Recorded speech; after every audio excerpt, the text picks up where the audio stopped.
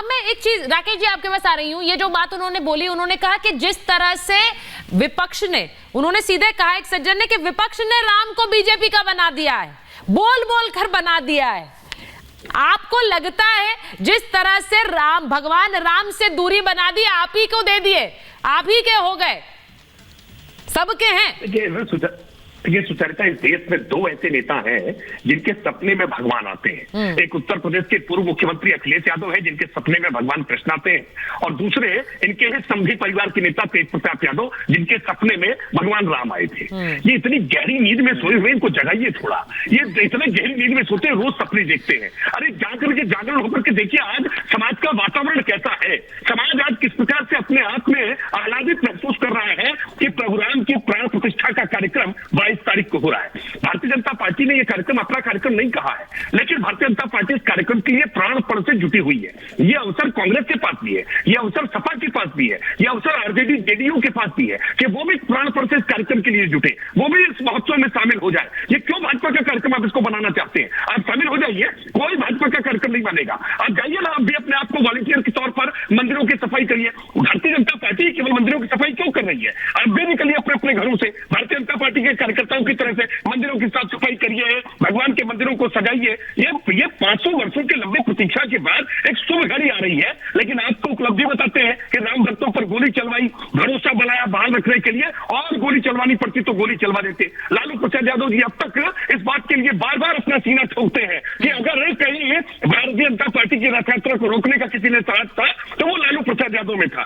सच ये है कि आपने अपने आप को खुद रामद्रोही घोषित किया। भगवान राम को काल्पनिक पढ़वाने को कांग्रेस पार्टी ने कभी माफी नहीं मांगी। भगवान राम के मंदिर के राम मार्ग में हर प्रकार के रोड़े अटकवाने के लिए कभी कांग्रेस पार्टी ने माफी नहीं मांगी। और अब यह अवसर था, या अगर निमंत्रण स्वीकार कर लेते, सोनिया जी आ जाती दर्शन करने के लिए, पूरी व्यवस्था उनके लिए की जाती, मल्लिकार्जुन खड़गे आ जाते, अधीर रंजन चौधरी आ जाते, तो क्या जाता इनका। लेकिन इनको लग रहा था वो हमारा वोट बैंक जिसका हम तुष्टीकरण वर्षों से करते आ रहे हैं, उसका क्या होगा।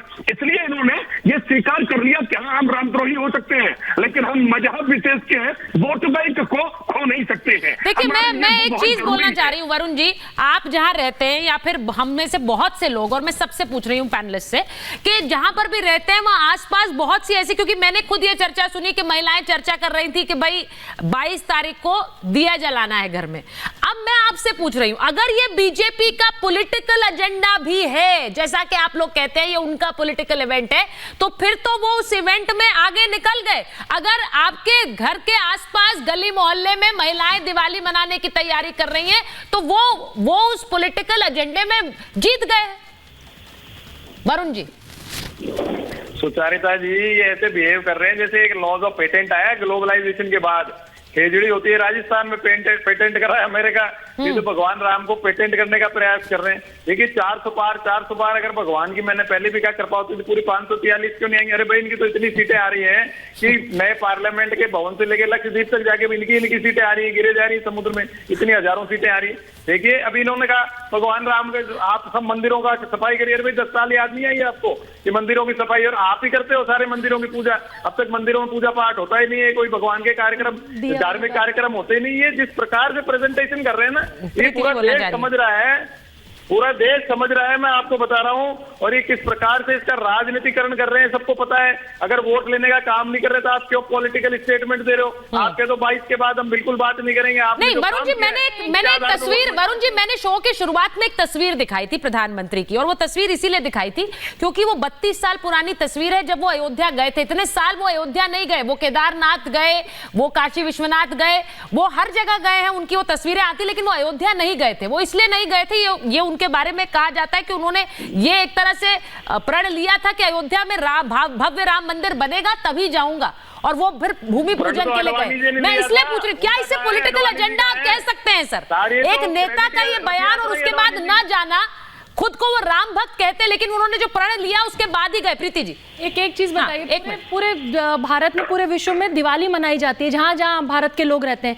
दिवाली इसलिए मनाते हैं क्योंकि 14 साल बाद वनवास पूरा करके श्री राम आए थे, तो हम दिवाली मनाते हैं। लेकिन जब एक्चुअली राम जी का घर, महल, मंदिर, आप उसको जैसे भी देखना चाहते हैं, अगर वो बन रहा है तो दिया भी जलाने से कुछ लोगों को परहेज है। और एक चीज और, ये तो सवाल पूछना ही बहुत बेतुका है, जिन्होंने वकीलों की फौज लगाई हो सिर्फ इस बात बात के लिए कि राम काल्पनिक हैं, वो किस मुंह से अयोध्या जाएंगे?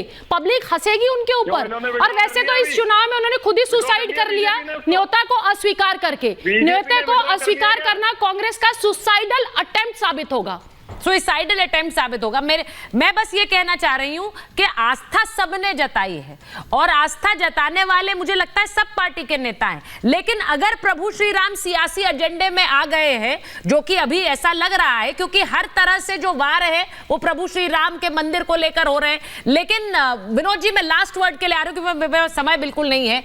ये जो आप एक तस्वीर आ रही है हर जगह से, कहीं कोई कलश लेकर निकल रहा है, कोई अक्षत जहां मिल रहा है वो सौभाग्य अपना महसूस कर रहा है, ये तस्वीर क्या पूरे देश भर को इस वक्त जोड़ रही है?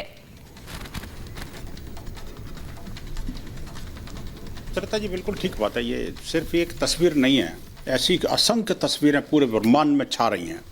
आप देखिए कि अभी तो 7 दिन बीच में हैं, आप देखना 22 को क्या होता है। अप्रतिम, अभूतपूर्व, अप्रत्याशित और जो कभी न भूतो न भविष्यति, वो दृश्य अब सामने आ रहा है। तब इनका क्या होगा, इसकी कल्पना करना बड़ा मुश्किल है। मैं अभी भी कह रहा हूँ, अभी भी समय है, लौट आइए। कम से कम अखिलेश जी के पत्र का भी थोड़ा देख लीजिए, चावली कैसी भी है, लेकिन उन्होंने पत्र जो लिखा भाटी जी, वो कम से कम भाषा की मर्यादा तो उसमें है, दिखती है कहीं ना कहीं। बिल्कुल दिखती है। तो मुझे लगता है कि अब इनको राम की तरफ लौटना पड़ेगा, नहीं तो ये खत्म हो जाएंगे, ये पक्की बात है। नहीं, मुझे ये कहना पड़ेगा क्योंकि अखिलेश जी ने जो चिट्ठी लिखी है, अखिलेश जी ने जो चिट्ठी लिखी है उसमें उन्होंने ये भी कहा कि शुभकामनाएं हैं, ये अच्छी तरह संपन्न हो। उन्होंने ये भी कहा कि एक चंपत राय जी को धन्यवाद भी दिया। मुझे लगता है कि उन्होंने जिस तरह से उस आमंत्रण, क्योंकि पहले उनका बयान आया था, लेकिन जिस तरह से उस आमंत्रण के बारे में उन्होंने चिट्ठी लिखकर कहा, उस चिट्ठी की तारीफ ही कर रहे हैं सब लोग। लेकिन भाटी जी, मेरे पास समय नहीं, लेकिन सिर्फ ये कहूंगी कि नेताजी को बोलिए एक बार फिर से विचार कर लें, क्योंकि लोग उम्मीद कर रहे हैं कि वो चले जाएं। जी जी जी। पूरी धरा धाम राम जन्म से हुई है धन्य। हाँ, राम का महत्व एक व्रत में न डालिए, रोम रोम में रमे हुए हैं विश्वव्यापी राम। हाँ, निर्विवाद सत्य को सत्य से निकालिए, विवाद से निकालिए, और वसुधा कुटुंब के समान देखते रहे वो, ये घृणा के सर्प आस्तीन में न पालिए। और राम जन्मभूमि को तो राम ही संभाल लेंगे, हो सके तो आप मातृभूमि को संभालिए। सुप्रीम कोर्ट के राम सबको संभाल लेंगे और महाभारत में आए मेरे सब मेहमानों का भी वही बेड़ा पार करेंगे, उनके नेताओं का भी। बहुत बहुत धन्यवाद आप सबका महाभारत में जुड़ने के लिए।